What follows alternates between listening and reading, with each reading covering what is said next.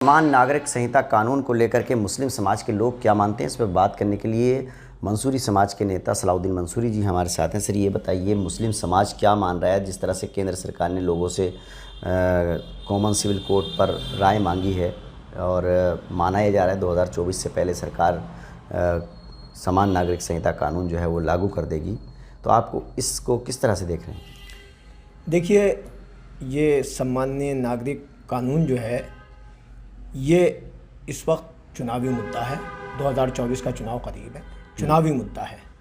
दूसरी बात यह है, पहले ये मुद्दा लाए थे राम मंदिर का, राम मंदिर बन गया, किसी ने कोई विरोध नहीं करा, ना मुसलमान ने करा, ना सिख ने करा, ना ईसाई ने करा, बन गया, बहुत बढ़िया तरीके से बन गया, कोई बात नहीं, बढ़िया बात है। उनकी भी आस्था है, वो वहाँ पे अपनी पूजा करेंगे। मगर यहाँ हिंदुस्तान के अंदर हिंदू, मुस्लिम, सिख, ईसाई, बौद्ध सभी धर्म के लोग रहते हैं। किस किस को मतलब ये एक कानून में बांधेंगे? ये क्या करेंगे ये हैं? अगर इन्हें कोई कानून बनाना था तो इन्हें ये कानून बनाना चाहिए कि हिंदुस्तान के अंदर जो हिंदुस्तान के नागरिक हैं उनको रोज़गार कैसे दिया जाए। उनको जो गरीबी 80% लोग जो भुखमरी रेखा से नीचे, गरीबी रेखा से नीचे हैं और बहुत सारे लोग भुखमरी का शिकार हो रहे हैं, उन लोगों के लिए खाने की व्यवस्था या मतलब ये उनके लिए रोज़गार की व्यवस्था करी जाती।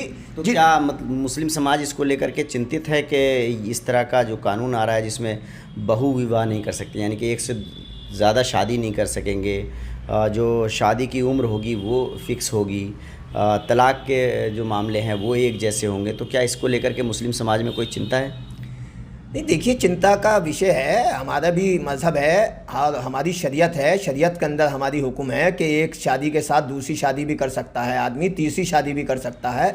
हमारे नबी करीम सल्लल्लाहु अलैहि वसल्लम ने शादियाँ की हैं और उसकी शादी करने का तरीका है ये नहीं है उन्होंने जो बेवा थी उनसे शादियाँ की हैं। तो मुस्लिम समाज इसका विरोध करेगा?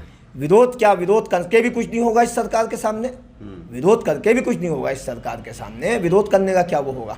इन्हें तो ये चाहिए था कि सब, अगर 2024 का चुनाव है तो इन्हें इस वक्त 2024 को जीतने के लिए ये मुद्दा बनाना चाहिए था कि हिंदू, मुसलमान, सिख, ईसाई सब मिलकर उन्हें कोई ऐसी चीज़ देनी चाहिए थी जिससे कि सारे के सारे मुसलमान भी मिलकर इन्हें वोट देते और इनकी सरकार बनती। तो हिंदुस्तान के अंदर इस मुद्दे से ध्रुवीकरण करने की कोशिश की जा रही है? बिल्कुल ध्रुवीकरण होगा। अगर ये चाहते कि मुसलमान को जोड़ लें हम, और जिस तरीके से पसमंदा की बात लाए थे, पसमंदा फिर इनसे कैसे जुड़ जाएगा? अगर ये पसमंदा को जोड़ने की बात कर रहे थे तो कम से कम पसमंदा को भी अगर ये जोड़ लेते तो 2024 के अंदर इन्हें बहुत बड़ा फायदा होता। तो आप तो खुद पसमानदा समाज से हैं, तो क्या पसमानदा समाज इस मुद्दे को लेकर के भाजपा से दूर हो जाएगा? अरे भाई, जब इस तरीके की बात करना है तो पसमंदा समाज कैसे जुड़ जाएगा? जिस वक्त ये मोदी जी हमारे प्रधानमंत्री देश के पसमंदा की बहुत बढ़िया हमदर्दी करके बहुत बढ़िया बात लाए थे और पसमंदा के दिलों के अंदर जगह बनाई थी इन्होंने, उसी पसमंदा की बात को लेकर अगर ये उनसे बात करते, वार्ता करते, तो मैं समझता हूँ 2024। अब आप ये नगर निगम का चुनाव देख लीजिए, इनका नगर निगम के चुनाव के अंदर कितना मतलब ये वोट मिला भाजपा को। मगर इस तरीके के कानून बनाना या इस तरीके से ध्रुवीकरण करना या लोगों को बांटना या लोगों को एक दूसरे में आपस में बांट कर वो करना, ये नहीं। आप एक दूसरे को जोड़कर और एक दूसरे के दिल को जीत कर अगर आप चुनाव में जाओगे तो आपको फिर सरकार बनाने का मौका मिलेगा, और अगर आप ध्रुवीकरण करोगे तो आपको इसका नुकसान होगा। देखिए, सलाउद्दीन मंसूरी जो हैं मंसूरी समाज के नेता हैं और इनका कहना है कि जिस तरह से भाजपा ने पसमानदा समाज के लोगों को, मुसलमानों को जोड़ने की कोशिश की थी, लेकिन अब जो समान नागरिक संहिता कानून लाने की बात हो रही है तो इससे पसमानदा समाज भी जो है वो भाजपा से दूर हो जाएगा। इसलिए उनको लगता है कि इस मुद्दे पर भाजपा को आने वाले लोकसभा चुनाव में नुकसान हो सकता है।